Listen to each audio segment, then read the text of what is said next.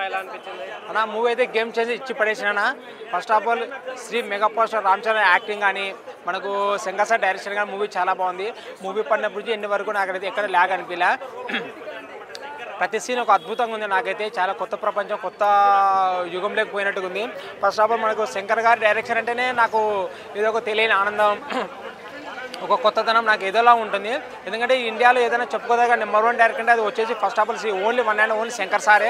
ఆయన తర్వాత ఎవరైనా మిగతా వాళ్ళతో అంత కాదు. ఇంకోటి ఈ మూవీలో మనకు 2018 రంగస్థలం తర్వాత mega power star Ram Charan అన్న ఇచ్చి పడేసిండు. యాక్టింగ్ కానీ మన పాటలకు ఆ డ్యాన్స్ కానీ వేరే లెవెల్. డ్యాన్స్ పుట్టిందే కొనిదేలా సింహంతో, మామూలు కాదు. మొత్తానికి అన్ని పాటలు చాలా బాగున్నాయి. హీరోయిన్ బాగుంది. విలనిజము వచ్చేసి మనకి ఎస్జే సూర్య నటరాక్షసుడు విలనిజం చాలా బాగుంది. అంజలి గారి పాత్ర చాలా బాగుంది. కొన్ని మనకు పాలిటిక్స్ టచ్ చేశారు. మూవీ అయితే చాలా బాగుంది. చాలా ఫ్రెష్ పాయింట్తో ఫ్రెష్ జోనర్లో చాలా ఫ్రెష్గా 2005లో మనకు ఫ్రెష్గా రిలీజ్ చేశారు శంకర్ సార్. మూవీ అయితే చాలా చాలా చాలా బాగుంది. ఎక్కడ బోర్ కొట్టదు, డిస్టర్బెన్స్ అనేది ఏమి ఉండదు. శంకర్ సార్ చాలా గ్రేట్ డైరెక్టర్, లెజెండరీ డైరెక్టర్. మూవీని చాలా అద్భుతంగా తెరకెక్కించారు. ఈ మూవీ అందరూ నేను చూడాలని కోరుకుంటా. జై mega power star Ram Charan Tej. Cinema game changer, not only game changer, records changer, content changer bro.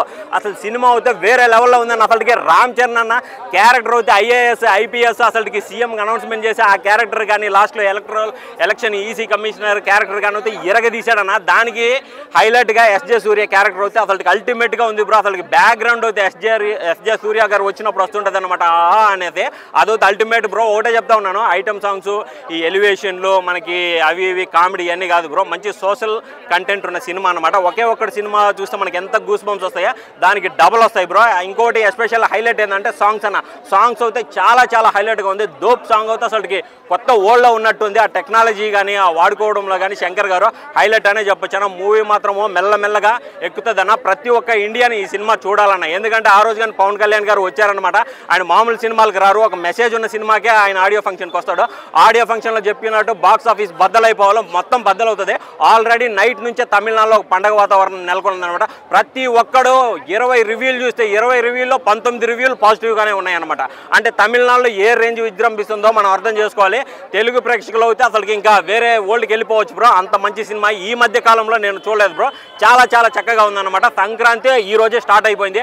అది రామ్ చరణ్ అన్నగారితో స్టార్ట్ అయిపోయిందనే చెప్పొచ్చు అనమాట. సినిమా అయితే చాలా బాగుంది బ్రో. బాగుందండి గేమ్ చేంజర్, చాలా బాగుంది.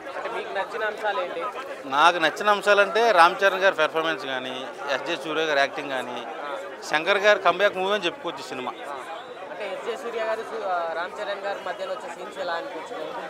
చాలా బాగున్నాయి, చాలా న్యాచురల్గా తీశారు. జనసేన పార్టీకి కొన్ని ఎలిమెంట్స్ ఇందులో కనిపించాయి నాకు. డబ్బు తీసుకోకుండా ఓటేసి దమ్ము నీకు ఉందా అని కొంచెం రాజకీయ కోణంలో చూపించారు, కానీ ఫ్యూచర్ పాలిటిక్స్ గురించి అది చాలా బాగా వర్కౌట్ ఉంది. దాని తర్వాత మన శ్రీకాంత్ గారి గురించి ఆయన చాలా బాగా చేశారండి. సీఎంగా చేశారు, ఎక్స్ సీఎంగా చాలా బాగుంది, బాగా చేశారు. బాగుందండి. ఆ అమ్మాయికి మంచి స్కోప్ ఉన్న క్యారెక్టర్ ఇచ్చారు. అలాగే కియారా అర్జున్ కూడా బాగా చేసింది. చాలా రిచ్గా తీశారు మేడం, చాలా బాగున్నాయి. మన తమన్ గారు కూడా బీజియం బాగా కొట్టారు. మనకి ఎక్కడ బోర్ కొట్టదు ఎవరికి. ఆయన క్యారెక్టర్ కొంచెం తగ్గిందండి చెప్పుకోవాలంటే. నాకైతే అసలు స్క్రీన్ మీద రామ్ చరణ్ గారు తప్ప ఎవరినో చూడబోద్ది ఇలా. నేను యాక్చువల్లీ కియారా అద్వానీ పెర్ఫార్మెన్స్ చూద్దామని వచ్చా. ఆవును కూడా పక్కకి నెట్టేసి రామ్ చరణ్ గారు బాగా హైలైట్ అయ్యారు. అన్న ఇప్పుడే సినిమా చూడటం జరిగింది. సినిమా చూస్తే భయం అవుతుంది. సినిమా చూడటం జరిగింది ఇప్పుడే. గేమ్ చేంజర్ ఓకే అని అనిపించింది, కానీ నా గుండె ఎందుకో కొట్టుకుంటుంది. ఎందుకు కొట్టుకుంటుందో అర్థం కావట్లేదు. నేను సాటిస్ఫాక్షన్ కాలేదు. అంటే శంకర్ మార్కు నాకు కానరాలేదు భయ. యాక్టింగ్ అయితే ఎరగదీశాడు రామ్ చరణ్ అయితే. యాక్టింగ్ అయితే ఎవరెవరో క్యారెక్టర్లు ఉన్నాయో, అంటే స్టోరీ ఇంకొంచెం గట్టిగా ఉంటే, అంటే ఫాదర్ క్యారెక్టర్ ఇంకొంచెం ఎక్కువ పెట్టుంటే బాగుండదు. అప్పన్నది కొంచెం గట్టిగా పెట్టుంటే బాగుండదు. అప్పన్నది కొంచెం క్యారెక్టర్ కొంచెం చిన్నగా పెట్టారు. అందులో వెంటనే చనిపోవడం జరుగుతుంది. అది ఇంకొంచెం గట్టి పవర్ఫుల్గా పెట్టుంటే అది జరుగుతుంది. అందులో మెయిన్ పాయింట్ ఏంటంటే మనోడికి నత్తి గురించి వల్ల శ్రీకాంత్ని పెట్టాల్సి వస్తుంది సీఎంగా. దానివల్ల కొంచెం మనోడు సీఎం అప్పన్నం చంపేస్తాడు అన్నమాట. చూసినంత వరకు హైలైట్స్ అంటే ఏం చెప్తారు? హైలైట్స్ అంటే నాకు స్టార్టింగ్లో ఒక హైలైట్స్ వస్తుంది భయ. హెలికాప్టర్లో దిగుతాడు, కత్తి పట్టుకొని వెళ్ళిపోతాడు. నాకు ఆ సీన్ అయితే ఎక్సలెంట్గా అనిపిస్తుంది భయ. స్టార్టింగ్లో అందరిని పట్టాల మీద పండబెట్టి ట్రైన్ వస్తుంటే ఆ సీన్ నేను అసలు నాకు ఇంకా నాకు పోవట్లేదు బాయ్. ఆ సీన్ నాకు సినిమాలో ఎక్సలెంట్గా పెట్టింది బాయ్. అది ఇంకా సీన్స్ ఇంకొంచెం గట్టి పెట్టుకుంటే బాగుంటుంది. అదే ఏదో రూమ్లో ఈఎంలు ఉంటాయి కదా ఎలక్షన్ది, ఈవీఎంల మిషన్లో, దాంతో ఫైట్ జరుగుతుంది భయ. అవును, usual story, same routine story భయ, రొటీన్ స్టోరీయే. కానీ చూడొచ్చు, వన్ టైం వాచబుల్, హీరో కోసం అయితే చూడొచ్చు భయ. గేమ్ చేంజర్ మూవీ చూసాను భయ్య. నాకైతే రెగ్యులర్ కమర్షియల్ ప్లాట్ అనిపించింది. ఎందుకంటే మనకు మూవీలో మేజర్గా చెప్పాలంటే ఫస్ట్ హాఫ్ యావరేజ్గా ఉంది. ఇంటర్వెల్ ట్విస్ట్ అనేది ఏదైతే ఉంటుందో అది బాగా హైప్ వచ్చింది మూవీకి. అండ్ సెకండ్ హాఫ్లో మేజర్గా మనకు బాగా ఇంట్రెస్టింగ్గా సీన్స్ ఏవైతే ఉంటాయో అవి ఎస్జే సూర్య అండ్ చరణ్ గారి మధ్యలో వచ్చే సీన్స్ అవి చాలా ఇంట్రెస్టింగ్గా అనిపిస్తాయి.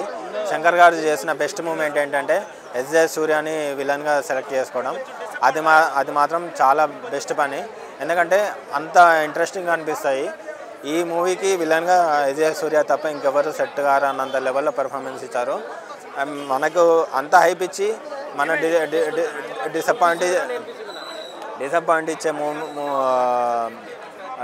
ఇచ్చే మూమెంట్ ఏంటిది అంటే climax scenes. Climax regular commercial plot ఏదైతే ఎండ్ చేస్తారో అలా ఎండ్ చేస్తారు. చరణ్ గారిని ఇంకా కరెక్ట్గా యూజ్ చేసుకోలేదు అని కరెక్ట్గా అనిపించింది. ఎందుకంటే మనకి శంకర్ గారి ప్లాట్ ఏదైతే ఉంటుందో మనము ఒకే ఒక్కడు కానీ భారతీయుడు కానీ అండ్ మా జెంటిల్మెన్ కానీ ఆ మూవీస్ని మనం ప్రెడిక్ట్ చూసి అదే లెవెల్లో మూవీ ఉంటుందని ఎక్స్పెక్ట్ చేసి వచ్చాము. బట్ ఒకటైతే చెప్పచ్చు అన్న, భారతీయుడికి 2 కన్నా చాలా బెటర్మెంట్గా ఉంది. ఒక కమర్షియల్ మూవీలో ఎన్ని ఎలిమెంట్స్ ఉన్నాయో అన్ని ఎలిమెంట్స్ ఉన్నాయి. ఎస్జే సూర్య పెర్ఫార్మెన్స్ అయితే వేరే లెవెల్. బట్ చరణ్ గారిని ఇంకొంచెం యూజ్ చేసుకుంటే బాగుండేది. బట్ అక్కడ కూడా చరణ్ గారిని ఒకటే రోల్లో ఉంచకుండా డిఫరెంట్ రోల్లో ఉంచారు. అక్కడ అది చాలా ప్లేస్ అయింది. కానీ దానికి తగ్గట్టు కొంచెం స్క్రీన్ ప్లే మనకు బెటర్మెంట్గా తీసుకుంటే బాగుండేది. మేజర్గా మనకి ఏంటంటే శంకర్ గారు ముందే స్టోరీ రివీల్ చేశారు. ఒక ఆఫీసర్కి ఒక పొలిటీషియన్కి మధ్య జరిగే వారు, దాని వచ్చే బియాండ్ సీన్స్ ఏవైతే ఉన్నాయో ఎంజాయ్ చేస్తారన్నది. సెకండ్ హాఫ్లో కొన్ని సీన్స్ మాత్రం లిటరల్గా కామన్ ఆడియన్స్ కూడా ఎంజాయ్ చేస్తారు. బట్ ఇంకొంచెం ఏంటంటే మనకి ఈ మూవీస్ అన్నీ చూసేసరికి రెగ్యులర్ కమర్షియల్ మూవీ పోతుంది అలానే చూస్తాం అన్నట్టు ఫీల్ అయితే ఉంటుంది. మెగా ఫ్యాన్స్ అయితే మాత్రం బాగా ఎంజాయ్ చేస్తారు, అది మాత్రం పక్కా. సంక్రాంతి బరిలో హిట్టా బ్లాక్ బస్టర్ అనేది మాత్రం ఇక డాకు మహారాజ్ రిలీజ్ బట్టి ఉంటుంది. సో ఏదో కొంతమంది ఏదో నేను ఇందాక గూగుల్లో చూస్తా ఉంటే ఏదో కొంతమంది ఏదో నెగిటివ్ చేయాలని చూస్తా ఉన్నారు. కానీ బట్ డెఫినెట్లీ మూవీ ఒక ఫ్రెష్ మైండ్తో చూసిన ఆడియన్గా నేను చెప్తాను. నేనేం రామ్ చరణ్ గారి ఫ్యాన్ కాదు, నేను ఒక న్యూట్రల్ తెలుగు సినిమా అభిమానిని. సో నాకైతే నిజంగా బాగా నచ్చింది.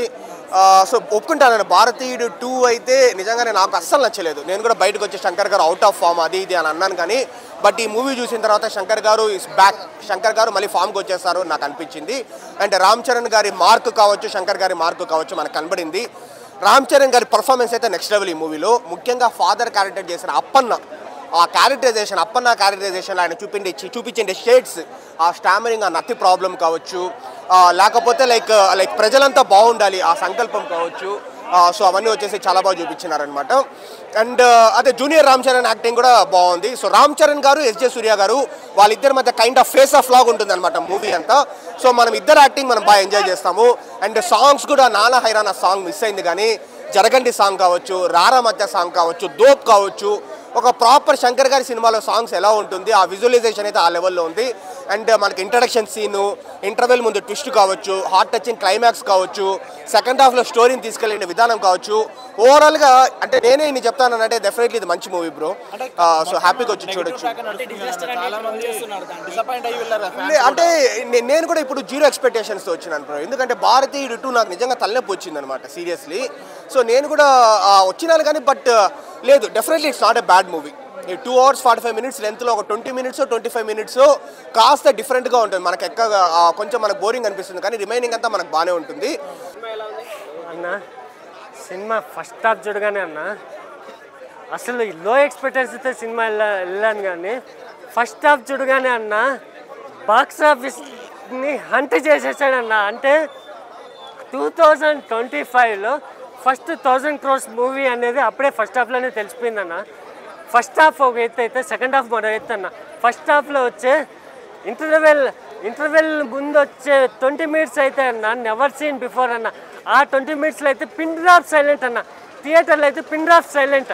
ఆ 20 minutes అంటే అందరూ సీట్లో వెనక కూర్చున్న వాళ్ళు ఒకసారి ఎడ్జి సీటింగ్ దగ్గరికి వచ్చేసి నరాలు బిగబెట్టుకొని సీట్లకు అత్తకపోయారంటే ఆ సీట్ అనేది ఎంత ఎలివేటింగ్గా ఎంత ఇదిగా తీశాడనేది అర్థం చేసుకోవచ్చు అన్న.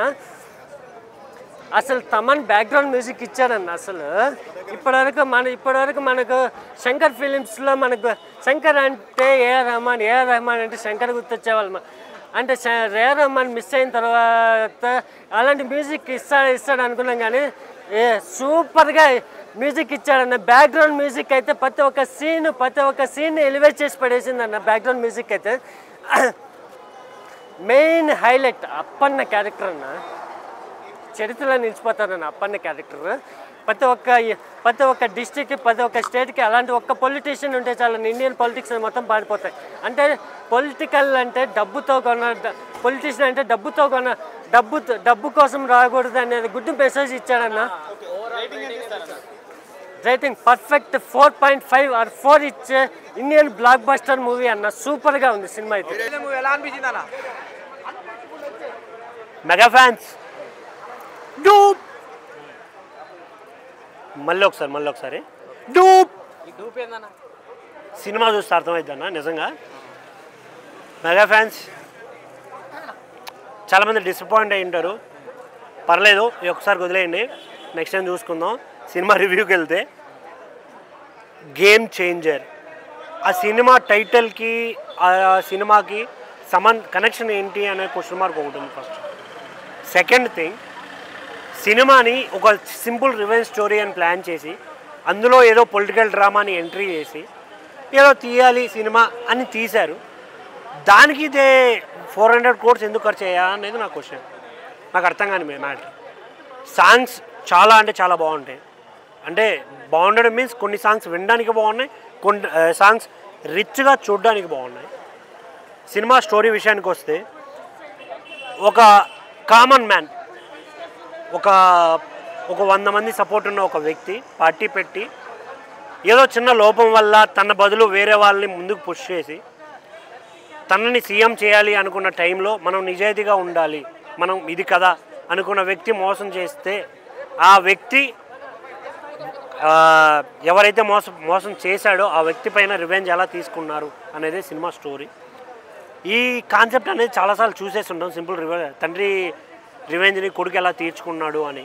కాకపోతే ఇందులో ఐఏఎస్ క్యారెక్టర్ని లేక ఐపీఎస్ క్యారెక్టర్ని కావచ్చు, ఇలా కొన్ని క్యారెక్టర్ని ఇంక్లూడ్ చేసి రొట్ట స్టోరీ పెట్టి సినిమా అయితే తీయడం జరిగింది. మెయిన్గా యాక్టర్స్ అయితే చాలా బాగా చేశారు. మన చరణ్ కావచ్చు, అంజలి గారు, సూర్య గారు, శ్రీకాంత్ గారు, సముద్రగని గారి క్యారెక్టర్ చిన్నగా ఉన్నా బాగుంటుంది. ఇంకోటి మెయిన్గా మా సునీల్ అన్న, మా గురువు బ్రహ్మానందం గారి క్యారెక్టర్లు కూడా బాగున్నాయి. చాలా బాగా చేస్తారు కాబట్టి అవకాశాలు వచ్చాయి, సెకండరీ. బట్ ఇందులో మెయిన్గా నాకు అర్థం కాని విషయం, ఈ స్టోరీ ఆల్రెడీ బొచ్చుడు వచ్చాయి. ఈ స్టోరీ కోసం శంకర్ గారు చేయడం ఏంటి? ఇది కావాలని మిస్ అయింది, ఎక్కడైనా మిస్ అయ్యిందా, లేకుంటే వీళ్ళు అనుకున్నది ఇదేనా అనే డౌట్ అయితే నాకుంది. Shankar garu straight to film cult ఇస్తారనుకుంటే గిల్ట్ ఇచ్చారు, అదే ప్రాబ్లం కొంచెం. కానీ ఓవరాల్గా చూసుకుంటే సినిమా వన్ టైం థియేటర్కి వెళ్ళి చూడొచ్చు. ఆ సాంగ్స్ కావచ్చు, కొన్ని డైలాగ్స్ కావచ్చు, చాలా మనసుకు హత్తుకునే డైలాగ్స్ అయితే చాలా ఉన్నాయి. సో దయచేసి థియేటర్కి రండి, సినిమాని చూడండి, ఎంజాయ్ చేయండి. అందరికీ హ్యాపీ సంక్రాంతి. బ్రో ఇప్పుడే గేమ్ చేంజర్ సినిమా చూశాను. థియేటర్ ముందు చేస్తారు ఆల్ చేంజర్, ఇప్పుడే చూసిన గేమ్ చేంజర్. చూడు ముందు రాస్తారు Omkar, cinema director Shankar. Cinema గురించి చెప్పాలంటే రామ్ చరణ్ గురించి చెప్పాలి భయ. సినిమా రామ్ చరణ్ గారి పర్ఫార్మెన్స్ కానీ స్క్రీన్ ప్రెజెన్స్ కానీ ఓవరాల్గా చూసుకుంటే బాగుంది. కానీ మన టాలీవుడ్లో ఫస్ట్ ఫిలిం శంకర్ గారి ఫిలిం అంటే ఎక్స్పెక్టేషన్ రీచ్ అందని విధంగా ఉండాలి. ఆ లెవెల్లో సినిమా లేదు. ఒక ఫ్యాన్ బాయ్గా కొంచెం డిసప్పాయింట్ చేసిన సినిమా అని చెప్పుకోవచ్చు. ఇంకా మన నాన్న ఐరానా సాంగ్ వచ్చేసి, మన కొండదేవర సాంగ్, ఈ 2 సాంగ్స్ బాగున్నాయి. బ్యాక్గ్రౌండ్ స్కోర్ బాగుంది. అప్పన్న క్యారెక్టరైజేషన్ కానీ, ఎస్జే సూర్య గారు సరిపోదా శనివారం తర్వాత ఇది ఒక మంచి కన్బ్యాక్ పర్ఫార్మెన్స్ అని కూడా చెప్పుకోవచ్చు సినిమాలో. ఇంకా మన శ్రీకాంత్ గారు కానీ, నవీన్ చంద్ర గారి క్యారెక్టర్ కానీ, ముఖ్యంగా కీలక పాత్ర పోసిన మన అంజలి గారి క్యారెక్టర్ కానీ ప్రతిదీ బాగుంది సినిమాలో. కానీ స్టోరీ మన అనుకున్నంత ఎక్స్పెక్ట్ అనుకున్నంత రీచ్ అంత అనిపించలేదు స్టోరీ. నార్మల్ రొటీన్ అనిపించింది సినిమా స్టోరీ మాత్రం. ఇంకా సినిమా రామ్ చరణ్ కోసం ఆయన పర్ఫార్మెన్స్ కోసం మాత్రమే చూడాలి సినిమాని. ఇంకా డైరెక్షన్ పరంగా శంకర్ గారు ఫైర్ బ్రాండ్ అంటే ఎలా ఉండాలి సినిమా, ఒకప్పుడు రోబో సినిమా అలాంటి సినిమాలు రీక్రియేట్ చేసిన అలాంటి డైరెక్షన్ ఈ సినిమాలో మాకు కనబడలేదు. సినిమాలో ఒక రొటీన్ స్టోరీ అనిపించింది. ఇంకా ముఖ్యంగా సినిమా చూసుకుంటే వన్ టైం వాచబుల్ అని చెప్పుకోవచ్చు భయ్య. అన్న నేను యాజ్ ఎ మెగా ఫ్యాన్ చెప్తున్నా, నేను సినిమా చింపేస్తుంది, లేపేస్తుంది, అంతా చేసేస్తుంది, అన్ని రికార్డులను దంగల్ రికార్డులను పుష్ప రికార్డులను కొట్టేస్తుంది అనే ఎక్స్పెక్టేషన్ తోటి ఫ్రెష్గా సినిమా 4 గంటలకు వచ్చిన సినిమాలోకి ఎంట్రీ కాగానే ఫస్ట్ షాట్ చాలా బాగా అనిపించింది. రామ్ చరణ్ మన హెలికాప్టర్ నుంచి వచ్చే సీన్ కానీ, ఆ రైలు పట్టాల సీన్ కానీ చాలా అగ్రెసివ్ ఉంటాడు నా రామ్ చరణ్. అటువంటి అగ్రెసివ్ ఉన్న వ్యక్తి సడన్గా హీరోయిన్ కోరిక మేరకు ఒక కలెక్టర్ అయ్యి దేశానికి ఏమో సాధిస్తామన్న టైంలో ఒక ఫ్లాష్ బ్యాక్ రిలీజ్ అవుతుంది. నిజంగా అప్పుడు అప్పన క్యారెక్టర్ వచ్చి, మన సముద్రం క్యారెక్టర్ వచ్చి, మన శ్రీకాంత్ క్యారెక్టర్ వచ్చి ఆ షాట్ అన్న నిజంగా ఆ ఫ్లాష్ బ్యాక్ ఎలిమెంట్స్ అయితే చాలా చాలా సరే దానికైతే యాడ్స్ చెప్పొచ్చు. సో మన శంకర్కి ఏంటంటే గొప్పతనం రాజకీయ, ఇట్స్ కంప్లీట్లీ పొలిటికల్ మూవీ అన్న. మొత్తం 1% కూడా ఎక్కడ నీకు లైక్ ఏదంటే మా నాన్న కొత్త స్టోరీ అలాగ అనిపించదు. కంప్లీట్ రొటీన్ స్టోరీ, అదే సేమ్ టైం రాజకీయ స్టోరీ. ఒక బెంగాల్ టైగర్ కానీ, ఒక భరత్ నేను కానీ అలాంటి ఒక స్టోరీ. అంటే అప్పన్న సీఎం కావాలనుకుంటాడు, కొద్ది పాప తనకు నత్తి మాట ఉంటుంది అనమాట. సో తను కాకుండా శ్రీకాంత్ని సీఎం అన్నం చేస్తాడు. శ్రీకాంత్ అతి ఆశపడి మన అప్పన్న లేపేస్తాడు. అది చాలా ట్విస్ట్ అని చెప్పొచ్చు. ఎటుకలకైతే క్లైమాక్స్ చాలా బాగుంటుంది. ఇంటర్వెల్ సీన్ తర్వాత అప్పన్న క్యారెక్టర్ ఉంటుంది భయ్య, చాలా బాగుంటుంది. అంజలి తన ఒక సాంగ్ ఉంటుంది, ఎమోషనల్ ఫీల్ అయినా, చాలా ఎమోషనల్ ఫీల్ అయినా. మన ఏంది అప్పన్న చనిపోయిన తర్వాత ఒక సీన్ ఉంటుంది భయ్య, నిజంగా నాకు రంగస్థలంలో ఓరన్న సాంగ్ ఏంటుందో అలాంటి ఫీలింగ్ వచ్చింది. కానీ ఒక్కొక్క విషయం చెప్తాను, మన చూడ భారతి 2 ఫ్లాప్ అయిన తర్వాత చాలామంది కామెంట్ పెట్టారు, శంకర్ గారు దుకాణం బంద్ చేసుకోవాలి, నువ్వు సినిమా రిటైర్మెంట్ ఇవ్వాలి, నువ్వు నీ బస్తీ బంద్ చేయాలన్నారు. కానీ నిజంగా ఈ సినిమా విషయాన్ని ప్రతి ఒక్కరు మళ్ళీ అదే అంటారు. ఎందుకంటే సినిమా స్టోరీ ఏం లేదు, కొత్తగా ఏం లేదు. కానీ రామచరణ్ అయితే 100% న్యాయం చేశాడు. తన యొక్క పాత్ర అయితే చాలా బాగా అనిపించింది. కానీ సినిమాకి మెయిన్ మైనస్ స్టోరీ అంటే శంకర్ తను ఏం చేసాడో తెలియదు, రొటీన్ స్టోరీ కొత్తగా ఏం అనిపించలేదు. నాకు ఏంటంటే బాగా డిసప్పాయింట్ విషయం ఏంటంటే నాన్న హైరాణ సాంగ్ లేదన్న, చాలా అంటే చాలా నేను అంత మంచి సాంగ్. రామచ్చ సాంగ్ కూడా ఏం క్రేజ్ ఉంటుంది. Ramachha song Dhoop song Jani masters back అని చెప్పొచ్చు అన్న, చాలా బాగా అనిపించింది.